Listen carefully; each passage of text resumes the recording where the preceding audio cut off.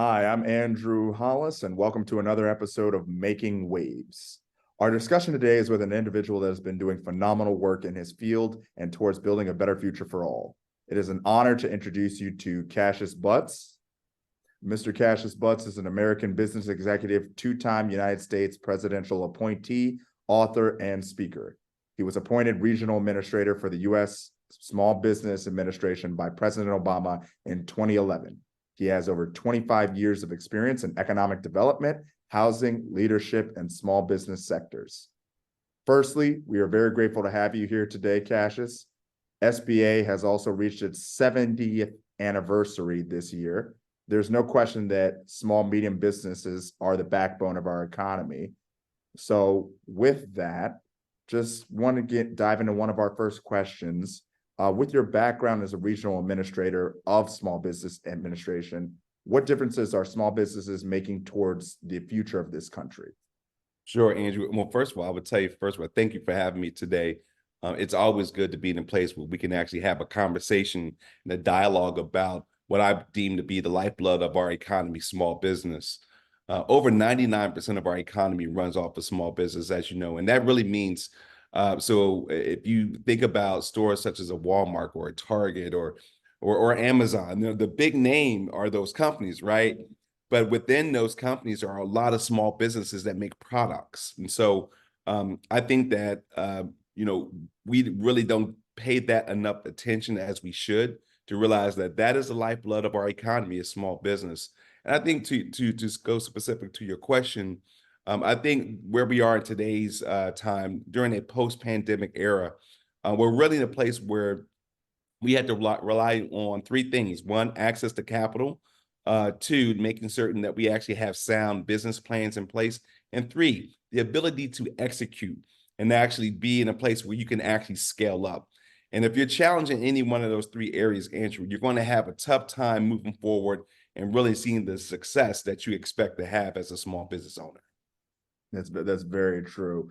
I had it put recently to me that operations, so you can have all the sales you want, but operations for small business are absolutely critical to your ability to be able to digest the work. Kind of moving into a different direction, why don't you tell us a little bit more about your role as an administrator of the SBA and how things are different now in 2023? Sure. So my role as regional administrator for the Small Business Administration was, and in my opinion, it was a lifetime opportunity. Being the first person of African American descent to be appointed to this role of SBA for Region 4 was something that I said I really wanted to take on very serious. And I think we did a pretty decent job by doing that. We backed over $30 billion in access to capital for small businesses. We created over 100 strategic alliances with entities such as the Asian American Pacific Islander Group, the Greater Women Business Council, the National Forum for Black Public Administrators. I can go on.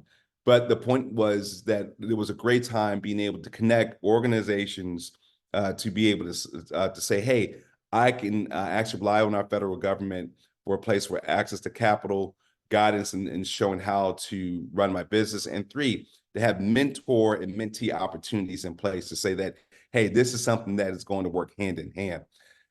Where we are today, I currently serve as the national co-chair of the General Services Administration Acquisition Policy Committee, where we are focused on sustainability and making certain that we have the ability to sell our buildings in a more sustainable way that does affect the environment in a favorable way as much as possible. And so sustainability is something that Secretary Carnahan is really focused on, making certain that the fleet that we have, the buildings that the federal government owns, is taking more of a sustainable approach and making certain that energy is used in this proper way. And so where we are today, that works hand in hand with small businesses and small business owners, because there's a lot of suppliers that are within these respective industries. And so I'm just happy to be in those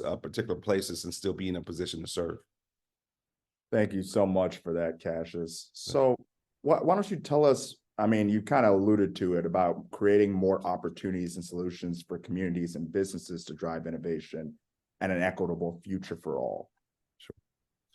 No, so what that really just means is just really, if you think about it, when you're looking to acquire a new building to put it in a new building, a new business in place, you have to consider things such as obviously mold. You have to consider things such as making certain that it has been paved out right with the proper paint that was applied to the building. You have to think about the demolition and how that affects the economy and the surrounding areas to make sure that there's not radiation or there's not materials or items that's going to negatively or adversely affect the respective community, and for those persons who are going to be spending time in there.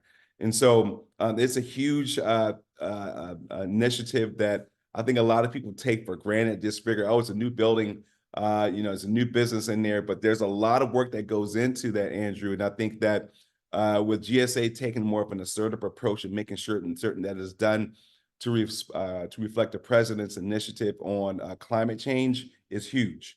And so it starts with us as small business owners, those who are practitioners in this particular area, to make sure that we are working in a concert way to mitigate those challenges that could ultimately affect our climate and our economy and really the world for that matter. Thank you for that, Cassius. So can you tell me more about your opinion on how we can make access to capital easier for small businesses to be able to reach, especially in this environment of high interest rates? Certainly. So I would tell folks, when they talk about, I need access to capital, the interest rates are high, things are not what they used to be. And let me tell you, you're right. It is higher than it has been in some of the 30 years that we have seen some of these numbers rise. But look, I will tell you something. If you go back to the 1980s, interest rates, particularly on homes, were over 10%. And you think about that, people still had to do what? They still had a place to live. They still had to make certain that they bought goods and services. They still had to survive. And so what does that mean about those for small business owners? That just means that we have to take a conscious approach in how we govern ourselves and how we actually get to the place of being able to have money lent to us as small business owners, but also how do we actually conserve? And so what ways you can do that? You can do that by having joint ventures, partnerships in place, basically starting and growing and scaling a business not on your own. Looking at those particular groups, organizations, or companies that really, in a lot of different ways, Andrew, need each other in these spaces. So you can actually try to take an approach to scale up, not by yourself, but maybe finding ways to rely on each other's resources for you both to learn and to scale up. And so I would say that you have to, as best as you can, continue to try to keep your personal and professional credit as sound as possible. Pay your creditors, and if you cannot, there are organizations that you could talk to that can actually help you through consumer counseling credit agencies. I would also go back and tell folks, go back to SBA.gov, look at the counseling agencies that the SBA partners with to help you through these challenging times, so you don't get so far behind the head that you don't have the ability to stay afloat and scale up at the point in time where it does make sense for you. Yeah, and I agree with you completely. I think partnerships and JVs really kind of help to scale small companies, especially in today's environment, and really give you a capability that otherwise you would not be able to handle on yourself in this era. But I mean, I think going back to the root cause of really the cataclysmic change that we've seen in the system, I'd love to get your opinion on how you thought the pandemic had an impact on small businesses compared to how the situation is now. Sure. So what we're really experiencing now, Andrew, is an outward effect of the pandemic. During the pandemic, as you know, the world pretty much stopped turning, literally. there was commerce was at a standstill, not just domestically, but also internationally. So what does that mean? That affected everything from us, from goods and services, that affected our housing, that affected our fuel consumption, that affected our ability to actually to pay for simple things such as clothing, tuition, things we may think that you just need, being able to repair items that may have broken on your home or your car, et cetera. So what came about that was a lot of people really ingenuity. A lot of people really learned how to survive during the pandemic and to create a lot of businesses. There were a lot of small businesses that were created, particularly what we're doing here today. We're actually having a conversation, particularly over a media platform where typically before the pandemic, it was normally either in person or it was on the phone call, over the phone. And so when you think about the businesses that have come out during the pandemic, a lot of those have been, in my opinion, something that has been waiting on through artificial intelligence to take advantage of through technology. And I think that there are some opportunities for people who actually live, work, and play in those worlds to hold accountable to say, hey, I can survive. I can get involved in starting a business. I can actually scale up, but how am I going to do it? I think people looked inside and saw the talents that they had.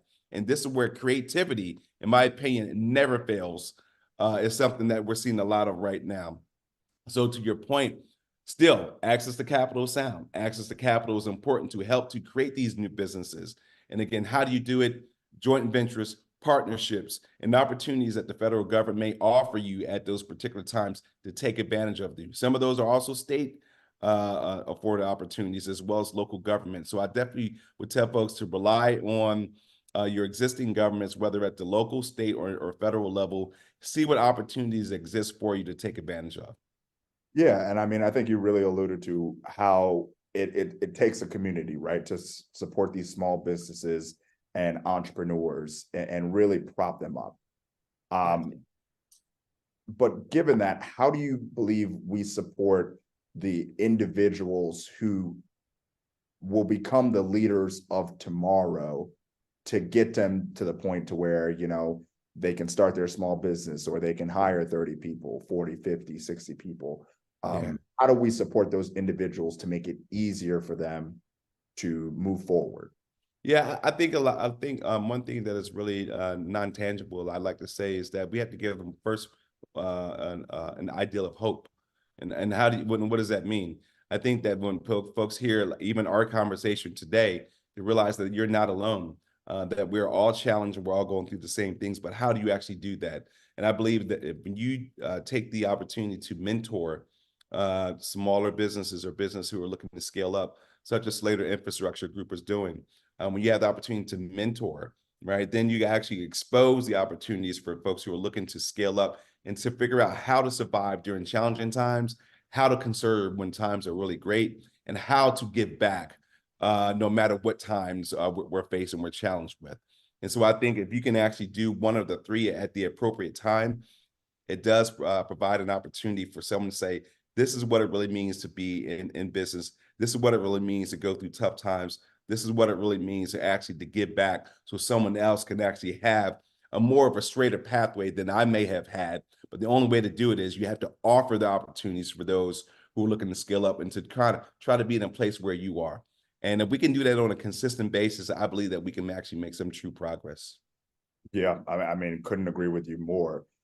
What resources do you think that need to be dedicated on the institutional educational level to foster more of an interest via high school kids, maybe even college kids, around starting their own small business?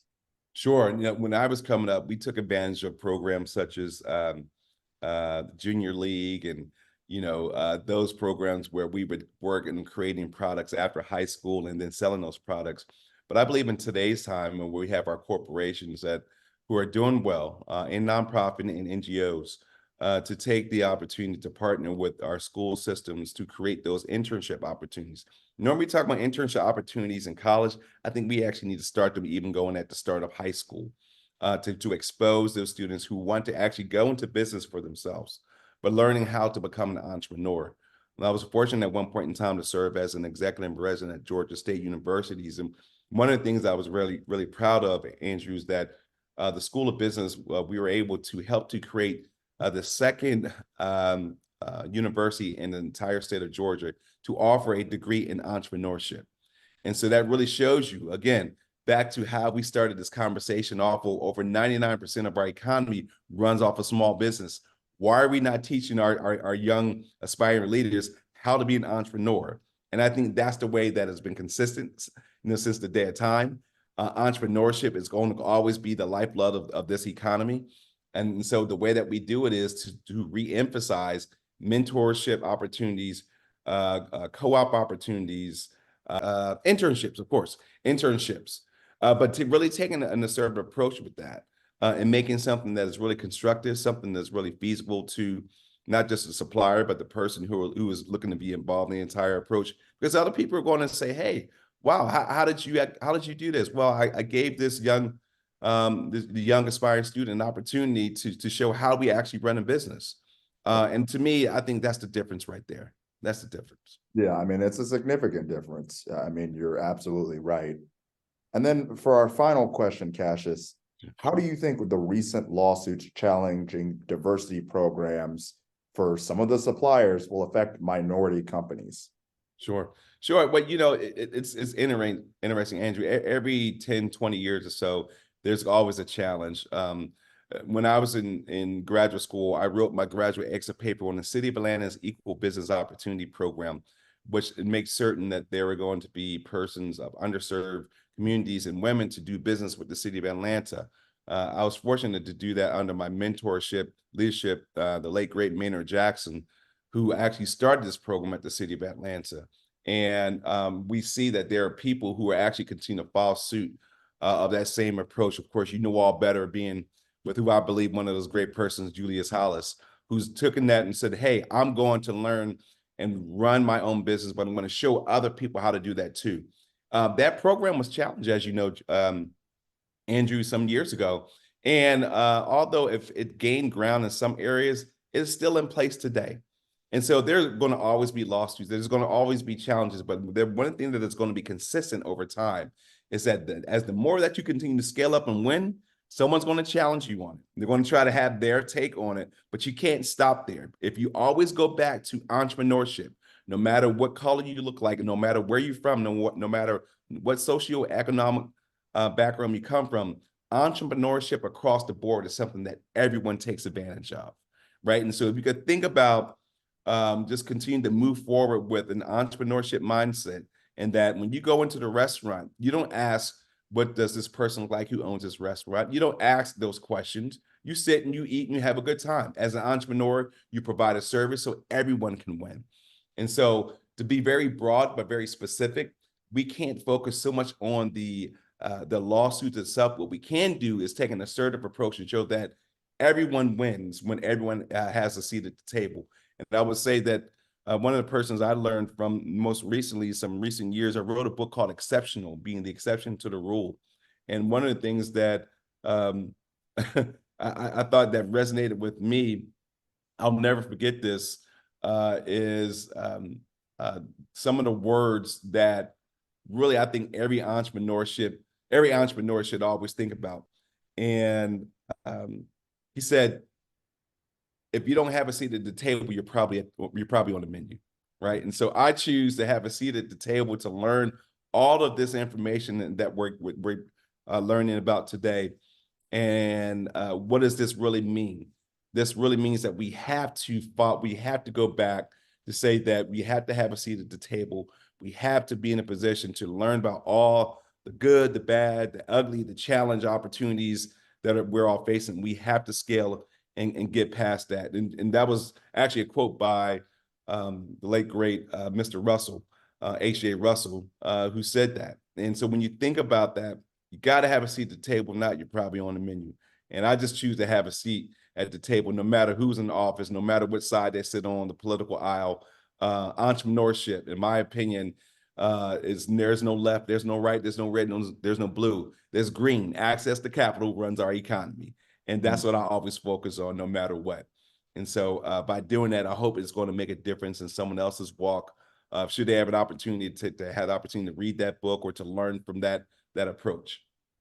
I mean, completely agreed. I think it's the great equalizer. And really, I think it's the pathway to freedom for yourself to make your decisions, how you are going to impact the community, as well as create economic freedom for a whole host of people outside of yourself and within the local community. Certainly. So I want to thank you so much for joining us today, Cassius. I really appreciate your time and really enjoyed the conversation. This has been Andrew Hollis with Making Waves. Thank you.